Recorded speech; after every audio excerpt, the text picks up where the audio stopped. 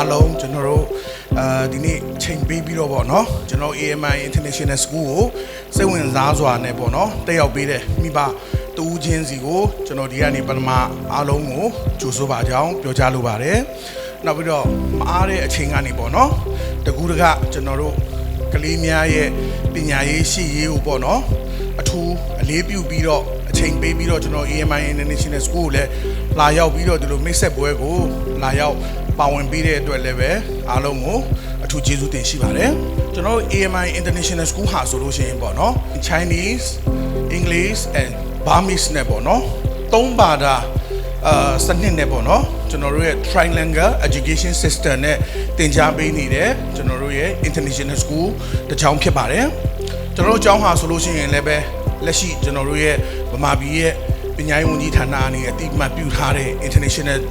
School တစ်ကျောင်းဖြစ်တယ်လို့ပေါ့နော်ကျွန်တော်တို့ထိုင်ဝမ်အစိုးရဘက်ကနေလည်းပဲအတိအမှတ်ပြုထားတဲ့ Chinese International School တစ်ကျောင်းဖြစ်ပါတယ်စီတီမောမှာဈေးဝယ်သွားလို့ရှိရင်လည်းပေါ့နော်ဒီ AMI ကျောင်းလေးကိုအဲ့မှာမိတ်ဆက်ပွဲလုပ်နေတဲ့ချိန်မှာအမားတို့ဝင်ပြီးတော့မိတ်ဆက်ပြီးတော့အရင်ဆုံးလေ့လာခဲ့တာပေါ့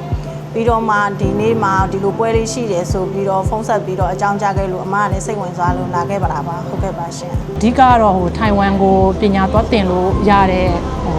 နင်းပေါ့နော်အကြောင်းအရာလေးပေါ့မလည်းနင်းဖြစ်လေတသားက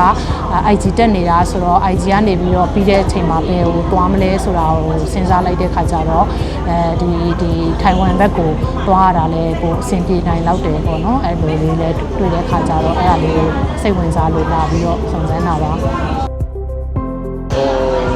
language သုံးခုတက်တော့တို့အတွက်နိုင်ငံတကာတစ်ခုနဲ့လည်းဝင်ဆက်မှာအဲ့လိုမျိုးအတွက်အကျိုးကျေးဇူးတော့ရတယ်တရုတ်စာအဓိကထားပြီးတော့မှလာမေးတာပေါ့နော်တရုတ်စာကလေးကအခုကတရုတ်စာအရန်ကိုလိုအပ်နေတယ်လို့ထင်လို့ပေါ့နော်ဆိုတော့ကျမတို့ကျောင်းကဘာဖြစ်လို့ trilingual ကိုရွေးချယ်တယ်လဲဆိုရင်နံပါတ်1အခုခေတ်ရာစုနှစ်မှာ language ကပိုပြီးများလေလူငယ်တွေအတွက်ပိုပြီးတော့မှအခွင့်အလမ်းရှိလေဖြစ်တယ်အခုအချိန်မှာကျမတို့မြန်မာနိုင်ငံကနေ study abroad ပေါ့နော်နိုင်ငံခြားကိုသွားပြီးပညာသင်ယူတဲ့အခါမှာတကယ်လို့ဒီ trilingual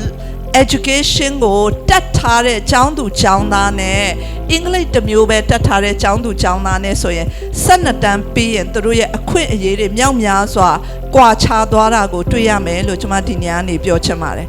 အမတော့ထိုင်ဝမ်ကိုစကြတဲ့စိတ်ဝင်စားတယ်ပေါ့နော်ထိုင်ဝမ်ကျောင်းသားတက်ဖို့စိတ်ဝင်စားတယ်ဆိုတော့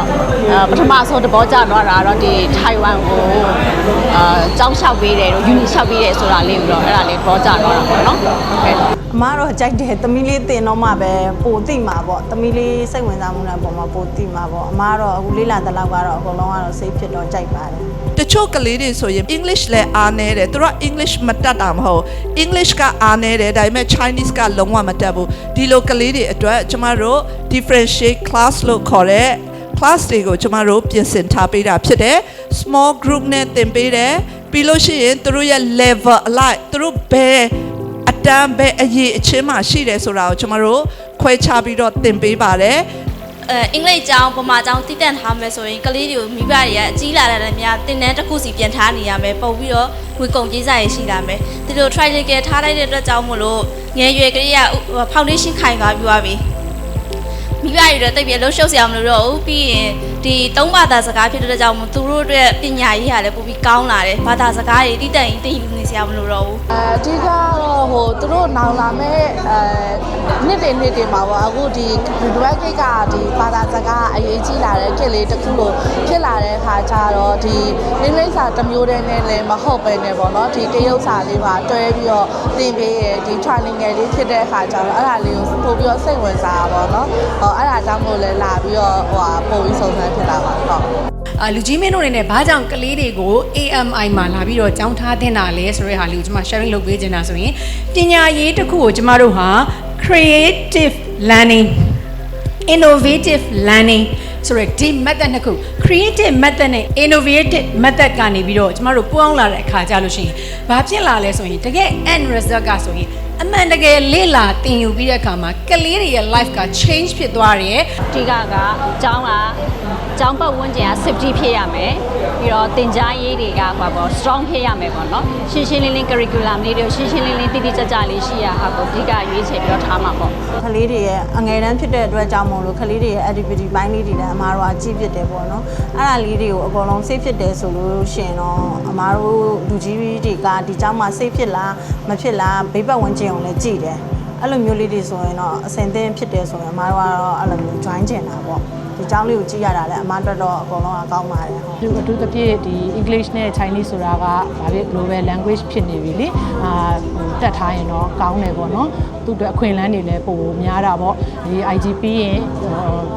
နိုင်ငံခြားသွားမယ်ဆိုရင်နောက်နိုင်ငံမသွားခြင်းလဲဒီ Chinese နည်းနည်းပတ်သက်တဲ့နိုင်ငံတွေကိုလည်းသူ join လို့ရသွားမယ်အစင်လည်းပြေသွားမယ်ပေါ့နော်ပြီးတော့ကိုယ်မြန်မာပြည်မှာနေတဲ့အတွက်မြန်မာစကားလည်းအရေးကြီးတဲ့အခါကျတော့ဒီဟာနဲ့လည်းမြန်မာစကားလည်းတက်တင်တယ်လို့ထင်တယ်ပေါ့နော်အဲ့တော့သုံးဘာသာလုံးသင်တဲ့အတွက်ကတော့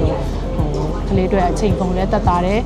ငွေကုန်လဲမားတို့အတွက်လည်းအဆင်ပြေသွားပြီးတော့ပို့ပြီးတော့ထိရောက်မယ်လို့ထင်ပါတယ်ဟုတ် အထူးခြားဆုံးကတော့ကျမတို့ဒီ EDI policy ဖြစ်တဲ့ equity diversity inclusion လို့ခေါ်တဲ့ကျမတို့မတူညီခြင်းကွဲပြားခြင်းကိုလက်ခံကျင့်သုံးပါတယ်ဘာသာမတူညီတာအသားအရောင်မတူညီတာ background မတူညီတာအတွေးခေါ်အယူအဆပတ်ဝန်းကျင်ရဲ့မတူညီမှုတွေကိုကျမတို့ကွဲပြားမှုတွေကိုလက်ခံပြီးတဲ့ခါကျရင် equal opportunity policy ကိုသုံးပါတယ်ကျမတို့မှာအကြောင်းမှာ no bullying no assault no harassment ပေါ့နော်ရုပ်ပိုင်းဆိုင်ရာစိတ်ပိုင်းဆိုင်ရာညှဉ်းပန်းနှိပ်စက်ခြင်းအနိုင်ကျင့်ခြင်းပေါ့နော်ဒါတွေကိုလုံးဝလက်မခံဘူးဆိုတာကိုကျမဒီနေရာကနေပြီးတော့တိတိကျကျလေးmessage ပေးချင်ပါတယ် အခုကလေးလေးထားတာ nursery ဘာရလဲဆိုတော့ပေးရတာနဲ့အမျှကိုခန်းစားချက်တွေအများကြီးပိုရတယ်အရန်ကယူဆိုင်တယ်ကလေးကိုတယောက်ချင်းစီတိုင်းကိုကလေးကယူဆိုင်တယ်ပြီးတော့ဒီကျောင်းမှာကအနိုင်ကျင့်တာတွေမရှိဘူးကလေးတွေကဥပမာအချင်းချင်းတိုက်မိရရှိရတော့မှမိဘကိုအကြောင်းကြားတယ်ပေါ့နော်မမေရေးဒီလိုဖြစ်ပါတယ်ဒီလိုမျိုးတတတော့ဒီလိုမျိုးရှိသွားတယ်အဲ့လိုမျိုး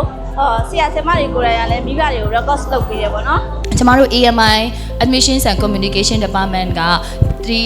လက်ရှိပေါ့နော်ကျောင်းသားကျောင်းသူအသက်အရွယ်အကုန်လုံးအတွက်ကိုကျမတို့ free consultation ပညာရေးပေါ့နော်ဆွေးနွေးခြင်းကိုအခမဲ့ပေးနေပါတယ်ဒါကကျမတို့ AMI International School ပဲဖြစ်စေ Preschool ပဲဖြစ်စေ Chinese School ပဲဖြစ်စေ Taiwan ကိုကျောင်းသွားတက်မဲ့ကျောင်းသားကျောင်းသူတိုင်းအတွက်ပဲဖြစ်စေကျမတို့ ਨੇ အသေးစိတ်လာရောက်ဆွေးနွေးနိုင်ပါတယ်မိဘများအနေနဲ့ရောကျောင်းသားကျောင်းသူများအနေနဲ့ရောကျမတို့ဆွေးနွေးပေးနေပါတယ် training ကတော့ကလေးတွေအတွက်ကတော့ငယ်တုန်းတော့တိတ်မသိတာပဲမဲ့ကြီးလာတဲ့အခါကျလို့ရှိရင်တော့သူတို့အတွက်တော့အကျိုးမြတ်ကောင်းကောင်းလေးရနိုင်မယ်လို့တော့ထင်ပါတယ်ဟုတ်အဲ့တော့ပါဟုတ်